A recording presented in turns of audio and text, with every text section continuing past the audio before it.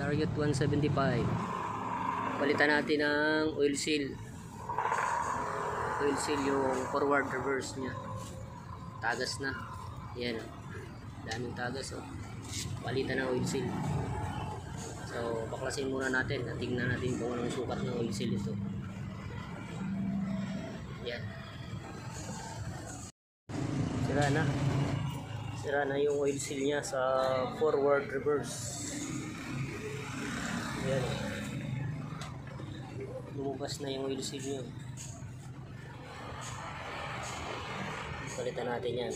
Yung oil seal na tinanggal natin dito sa forward reverse atras abante.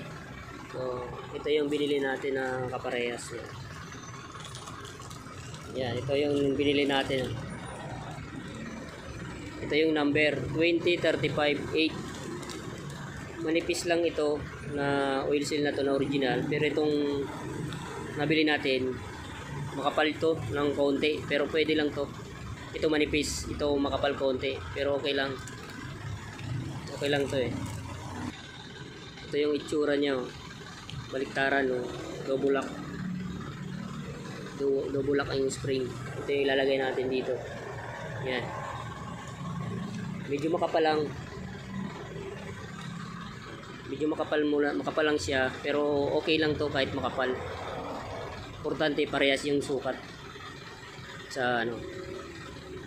Yan.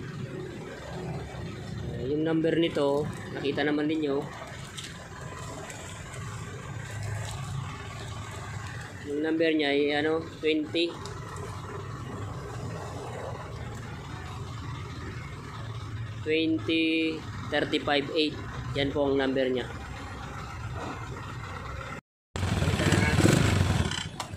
Yan, okay, testing. Okay. Kamu na.